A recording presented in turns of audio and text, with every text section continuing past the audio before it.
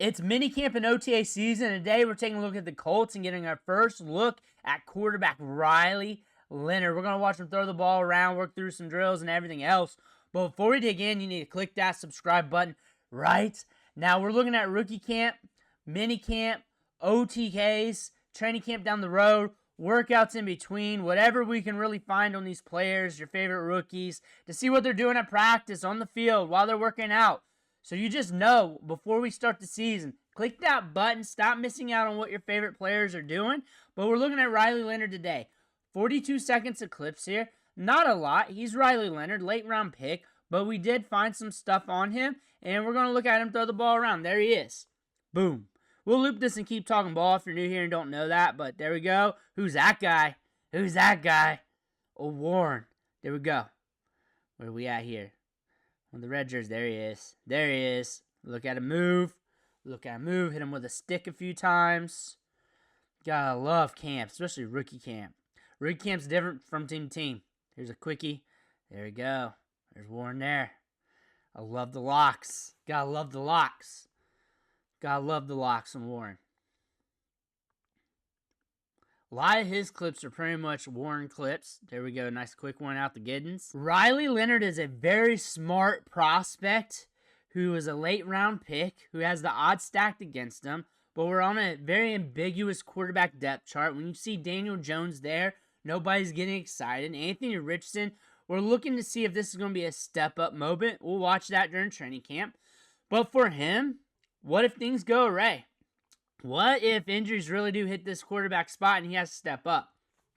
What are we looking at Riley Leonard? We're looking at a guy here that went from Duke to Notre Dame, held things down. We're looking at a guy who's smart with the football, only 8 interceptions last year. Not the best arm. We got a little mobility with him. We can move in the pockets. We are a very sound quarterback prospect. I think the thing that gets understated with the Colts, and especially with the quarterback battle, just all the quarterbacks in general, is we got a lot of good skilled players here.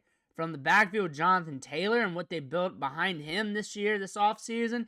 And you look at the wide receivers. That is a very underrated wide receiver depth chart. You got Josh Downs. You got your stud slot.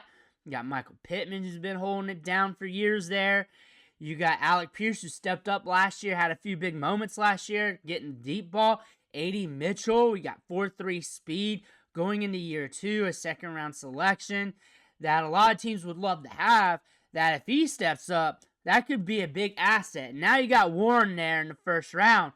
You guys got an onslaught, a murderer's row of pass catchers, and you got a running back that's very explosive, one of the most talented running backs in the league, who could finish the year leading the league in rushing. He's that good. He's that good on any given year. Now you're looking at a late-round quarterback prospect with a very ambiguous quarterback battle in front of him, and things could go bad. What if things do go bad? I'm not projecting it. I'm just saying, hey, how can this guy see the field soon?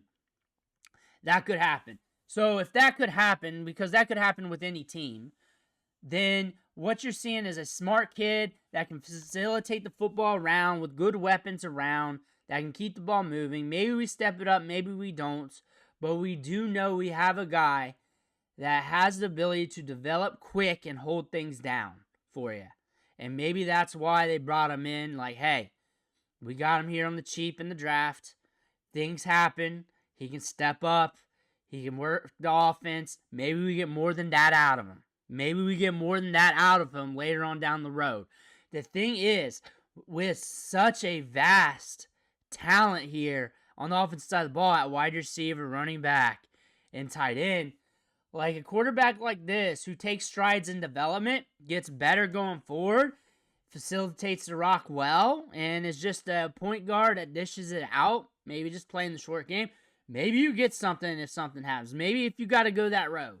Maybe so. Or maybe he develops into a good backup for you for the long road. But what I like about this team is the pass catchers. You're good at the running back position.